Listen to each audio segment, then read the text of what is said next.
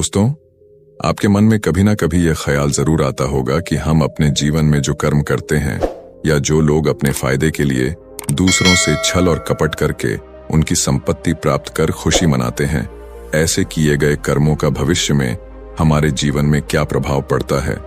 कर भला तो हो भला। दोस्तों, ये कहावत तो आपने कई बार सुनी होगी, लेकिन कभी सच होते हुए देखा है? अगर आप दूसरों के साथ अच्छा व्यवहार करेंगे और उनके लिए अच्छे काम करेंगे तो आपके साथ भी अच्छा होगा। हम जैसा व्यवहार दूसरों के साथ करते हैं, अच्छा या बुरा वैसे ही हमारे साथ होता है।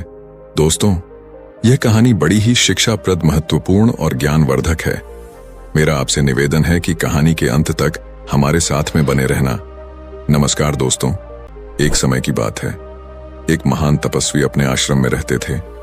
एक बार महात्मा के शिष्य संकेत ने उनसे पूछा, गुरुदेव, जीवन में सच्चे धर्म का क्या मतलब होता है? और कर भला तो हो भला, इसका क्या तात्पर्य है? तब महात्मा कहते हैं, मतलब यही है कि तुम जो करो उससे दूसरों का हित होना चाहिए। और महात्मा ने कहा कि चलो, इसका मतलब मैं तुम्हें एक कहानी के माध्यम से समझाता हूं। किसी राज्य में एक नवविवाहिता शादीशुदा पति पत्नी रहते थे। वह दोनों एक छोटे से घर में रहते थे। राजेश बहुत ही गरीब था। वह किसी तरह से मेहनत करके अपने घर का पालन पोषण करता था। जिनका का काम मिट्टी के खिलौने बनाकर बेचना उनका काम था। राजेश को खिलौने बेचकर दिन भर काम करने के बाद 100-150 रुपये मिल जाते थे। उसमें से वह रोजाना घर के लिए कुछ खाना लेता था और बचे रुपये अपनी पत्नी को दे देता था। हर बार की तरह राजेश ने खिलौने बनाए और अपनी पत्नी लता को दिखाने लगा और कहने लगा कि आज के मेले में तो सारे खिलौने बिक जाएंगे।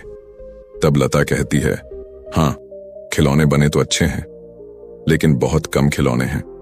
ये तो मेले में जाते ही बिक जाएंगे। आप पूरे दिन क्या करोगे? तब राजेश ने कहा, तुम सही कह रही हो। इतने खिलौने से क्या होगा हमें, और मिट्टी की मूर्तियां बनानी चाहिए, लेकिन मिट्टी खत्म हो गई है और अभी मिट्टी लाने के लिए साहूकार के खेत से मिट्टी लानी होगी। मैं मिट्टी लेकर आता हूं, तब तक तुम इनका ध्यान रखो। तब लता कहती है, साहूकार के पास क्यों? यही पास से ले आओ। राजेश कहता है, साहूकार के खेत की मिट्टी से खिलौने चिकने और काफी अच्छे बनते हैं। उनके खेत की मिट्टी काली है। तब लता ने कहा, ठीक है, जाकर जल्दी आना। उसके साथ काम करने मत बैठ जाना और साहूकार को पहले ही पूछ लेना, वरना वह बाद में पैसे मांगने लगे। इतना सुनकर राजेश वहां से निकलने लगा। राजेश काफी भोला था, जिसका फायदा गांव वाले उठाते और उसे अपना काम करवा लेते। राजेश साहूकार के घर पहुंच गया। तब राजेश ने देखा कि साहूकार तो घर पे नहीं है, लेकिन मुनीम जी है। चलो उनसे ही पूछ लेता हूं। मुनीम जी राजेश से पूछता है, अरे यहां कैसे आना हुआ? राजेश ने मुस्कुराते हुए कहा, मुनीम जी, मैंने सुना है आपके तालाब वाले खेत की मिट्टी काफी अच्छी है, तो अगर आप इजाजत दे तो मैं ले लूं, क्योंकि आपकी मिट्टी से मेरे खिलौने काफी अच्छे बनते हैं। तब मुनीम मन ही मन सोचता है, अरे साहूकार ने वैसे भी मुझे उस खेत के कुएं को खोदने के लिए कहा है, तो क्यों ना मैं इस बेवकूफ से करवा लूं। वैसे भी सारे गांव का बोझा उठाते हुए घूमता है, क्यों ना मैं भी बहती गंगा में हाथ धो लूं। मुनीम ने कहा, अरे राजेश बेटा, इसमें क्या पूछना, तुम तो जाकर कभी भी ले सकते हो, और वैसे भी साहूकार तुम्हें काफी अच्छा समझते हैं। और हाँ, तुम पूछने आए ही हो तो मैं तुम्हें एक राय देना चाहता हूं। तुम्हें खिलौने बनाने के लिए नरम और चिकनी मिट्टी चाहिए होगी ना? तो तुम एक काम करो, साहूकार जी के खेत में एक सूखा हुआ कुआं है, तो तुम उसी कुएं से 20-25 टोकरी मिट्टी निकाल लोगे तो तुम्हें वहां पर सूखी गीली मिट्टी मिल जाएगी। तब राजेश ने कहा, मुनीम जी, आज तो मुझे मेले में जाना है। आज मैं कुछ मिट्टी निकाल लूंगा और कल जाकर सारे सप्ताह की मिट्टी ले जाऊंगा। मुनीम ने कहा, जैसी तुम्हारी मर्जी। और राजेश के वहां से जाते ही मुनीम सोचने लगता है, मामूली सी मिट्टी देकर उससे कुआं खुदवा लिया। इससे साहूकार भी खुश हो जाएंगे और मेरी प्रशंसा भी करेंगे। राजेश साहूकार के खेत में एक दिन के लिए मिट्टी लेकर अपने घर चला गया और घर पर राजेश और उसकी पत्नी दोनों ने खिलौने अच्छी तरह से बना दिया। फिर खिलौने सूखने के बाद राजेश खिलौने को मेले में बेचकर घर चला आया, जिससे उसकी अच्छी कमाई हो गई, जिससे वह बहुत खुश हो गया और लता को मुनीम की सारी बातें बताने लग गया कि मुनीम जी ने कितने अच्छे तरीके से उसे समझाया और उन्होंने इतनी मिट्टी के कुछ भी मूल्य नहीं लिया। और ढेर सारी मिट्टी ले जाने के लिए बोला है, और वह भी बिना किसी पैसों के। कल ही जाकर मिट्टी ले आऊंगा। ऐसे ही राजेश कुछ दिन वहां से मिट्टी लाता और उससे खिलौने बना के मेले में बेच कर आता। फिर एक दिन रोज की तरह वह सुबह होते ही राजेश कुएं की तरफ निकलता है और जाकर खुदाई करने लगता है। वह कुएं के अंदर से लगभग 10-15 हाथ खोदता है। जैसे ही अगला गड्ढा करने को जाता है तो उसे किसी चीज की टकराने की आवाज आई। जब उसने अपने हाथों से मिट्टी हटाई तो उसे एक पुराना तांबे का घड़ा दिखाई दिया। राजेश ने उस घड़े को खोलकर देखा तो उसमें काफी पुरानी सोने की मुद्राएं और सिक्के थे। राजेश एकदम से कांपने लगा। उसे कुछ भी समझ में नहीं आ रहा था।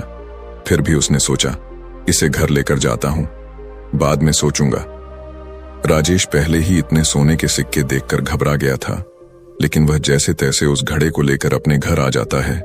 तब उसकी पत्नी उससे पूछती है, अरे आप सूर्योदय पर घर से निकले थे और अब सूर्यास्त का समय हो चुका है। आप मिट्टी लाने गए थे या कुआं खोदने गए थे क्या? मिट्टी लेकर आने में इतना समय लगता है और इतने समय से आपने सिर्फ एक हांडी मिट्टी ले आए हो। तब राजेश ने उसे धीरे बोलने को कहा और घर के अंदर गया और सोने की मुद्राएं दिखाई। तब लता ने उसे पूछा, क्या आपने कुछ गलत काम तो नहीं किया ना? तब राजेश ने हंसते मुस्कुराते हुए कहा, अरे मेरी बात तो सुनो। जैसे तुम सोच रही हो वैसा कुछ भी नहीं है। जब मैं साहूकार के खेत में गया मुझे कुएं से मिट्टी निकालने को कहा था, लेकिन जब मैं उसे कुएं को खोदा तो मुझे यह घड़ा मिला जिसमें यह सोने के सिक्के थे। तब लता पूछती है, अच्छा हुआ आप इसे घर लेकर आए और आपने किसी से इसके बारे में कहा तो नहीं? इतने में तो हम अमीर हो जाएंगे, हमारी स्थिति सुधर जाएंगी और फिर आपको खिलौने बेचने नहीं जाना पड़ेगा। तब राजेश ने गुस्से से कहा, नहीं, ये तुम क्या कह रही हो? ये सोने के सिक्के हमारे नहीं हैं, तो इन पर हमारा हक नहीं है। लता कहती है, हम क्यों नहीं ले सकते? इन मोहरे को राजेश कहता है। माना सारे गांव वाले मुझे बेवकूफ समझते हैं, लेकिन मुझे इतनी समझ है कि अगर इस बात का पता साहूकार जी को लगा तो हमें जेल जरूर जाना पड़ेगा। और वैसे भी इनका हकदार तो साहूकार ही है। मैं कल ही जाकर साहूकार को यह सारा धन देकर सब बता दूंगा और सिक्के उन्हें दे दूंगा। लता ने कहा, ठीक है। आप जाकर स्नान कर लेना, मैं तब तक इन्हें छुपा कर रखती हूँ। लता मन ही मन सोचती है, यह आदमी तो इतना ईमानदार है, अगर मैं इसके सामने एक भी सिक्का लूं तो चिल्ला पड़े। क्यों ना मैं ही कुछ सिक्के निकाल के रख लूं और वह कुछ सिक्के निकाल कर रख लेती है। राजेश वह घड़ा लेकर कुछ ही देर बाद साहूकार के घर निकल जाता है। तब साहूकार तो घर पर नहीं थे, लेकिन मुनीम उसके घर पर ही था। तब वह राजेश के हाथ में घड़ा देखकर उसे पूछता है, अरे बेटा, क्या हुआ? मिट्टी चाहिए क्या? जाओ वही कुएं से ले आओ। तब राजेश कहता है, नहीं मुनीम जी, मैंने मिट्टी कल ही ले ली और मुझे कल मिट्टी खोदते समय यह घड़ा मिला है जिसमें मुझे यह सोने के सिक्के मिले हैं। तब मुनीम हैरान हो गया और सारा वाक्य सुनने लगा। उसे तो विश्वास ही नहीं हो रहा था। तब राजेश कहता है, मुझे यह घड़ा साहूकार जी को देना है, मगर वह तो घर पर नहीं है। लेकिन अच्छा हुआ मुनीम जी, मुझे आप ही मिल गए। आप यह घड़ा ले लो और साहूकार जी को दे देना। मुनीम कहता है, हाँ बिल्कुल, मैं यह साहूकार जी को दे दूंगा, ये तो मेरा फर्ज है। और हाँ, इसके बारे में तुम किसी भी गांव वाले से मत कहना और किधर भी इसका जिक्र मत करना। तुम तो बड़े ईमानदार हो। अब तुम जाओ, मैं यह घड़ा सेठ जी को जरूर दे दूंगा। सोने के सिक्के से भरा घड़ा देकर राजेश वहां से निकल जाता है। तभी मुनीम सोचता है, मेरी अक्ल क्या घास चरने गई है जो मैं यह सब कुछ साहूकार को दे दूंगा। अगर मैं यह सब साहूकार को दे दूंगा तो मेरे पास क्या ही बचेगा। इतने दिन काम करके भी मुनीम ही बना रहा हूं। अब मैं भी इसे अपने पास से रख लूंगा और साहूकार के जैसा सब कुछ खरीद लूंगा। घर, खेत, गाड़ी, बंगला सब खरीद लूंगा और गांव का सेठ बन जाऊंगा। और किसी को कुछ पता चलने से पहले ही उस बेवकूफ राजेश को फंसा दूंगा। वैसे भी उसकी बात का कोई यकीन नहीं करता। उसे फंसाकर मैं इससे मुक्त हो जाऊंगा। वाह, क्या दिमाग पाया है मैंने। अगले दिन उधर भोला राजेश अपनी रोज की तरह खिलौने बेचने जा रहा था और जाते वक्त अपनी पत्नी लता से कहा, लगता है आज रात को देर हो सकती है। जब तक सारे खिलौने नहीं बिकते मैं नहीं आ पाऊंगा। लता भी कहती है, पता है आपकी ईमानदारी का फल आपको जल्दी ही मिलेगा। इतनी मेहनत से बने खिलौने जल्दी बिक जाएंगे और मैं भी घर के काम करके खाना बना लूंगी। इतने में मुनीम साहूकार को लेकर राजेश के घर आता है और उस पर इल्जाम लगाने लगता है। मैंने कल इसे आपके खेत में से कुछ ले जाते हुए देखा है। जब मैं इसके पीछे आया तो मुझे इसके आंगन में से एक सोने की मुद्रा मिली। इसका साफ साफ मतलब है कि इसे जरूर हमारे खेत में से कुछ मिला है और मैंने इन दोनों को कल बात करते हुए सुना था। अब उनके घर की तलाशी लेनी चाहिए। मुनीम ने सिपाही को बुलाया। तब लता डरने लगी और तलाशी से मना कर रही थी। तब राजेश ने सारी घटना साहूकार जी को सुनाई और कहा, जब मैं आपके खेत के कुएं में खुदाई कर रहा था तब मुझे सोने के सिक्के मिले तो थे और मैंने वह सिक्के मुनीम जी को लाकर दिए थे। साहूकार को मुनीम पर भरोसा था, इसीलिए उसने मुनीम की बात को ही सच माना था और राजेश से कहा कि मैं तुम्हारे घर की तलाशी लेना चाहता हूं। राजेश कहता है, क्यों नहीं, आप जरूर मेरे घर की तलाशी ले सकते हैं, क्योंकि मुझे जो मिला था मैंने वह मुनीम जी को लाकर दिया था और आपको देने के लिए भी कहा था। मुझे किसी बात का डर नहीं है, आप बेझिझक मेरे घर की तलाशी ले सकते हैं। लता के मना करने पर मुनीम कहता है, जरूर, सोने के मोहरों के साथ साथ इन्हें और कुछ भी मिला होगा, इसीलिए तो यह हमें रोक रही है। फिर उन्होंने तलाशी ली। तलाशी के बाद जब सोने की कुछ मोहर मिलती है तब राजेश को कुछ समझ नहीं आता है और सिपाही उनसे पूछते हैं, क्यों तुमने तो सारे सिक्के मुनीम जी को दे दिए थे, अब ये कहां से आए, जबकि तुम दावा कर रहे हो कि सिक्के तुमने मुनीम को ही दिए हैं। अब ये कहां से आए हैं, जरा बता सकते हो? राजेश ने साहूकार जी से कहा, आप मेरे बातों का यकीन कीजिए, मैंने कल ही मुनीम जी को सारी मुद्राएं दे दी हैं। साहूकार भी राजेश से पूछने लगे, जब तुमने सब कुछ मुनीम को दे दिया था तो यह कहां से आया, सीधे सीधे बताओ, वरना सिपाही तुम्हें कारागार में जरूर डाल देंगे। डर के मारे राजेश रोने लगता है।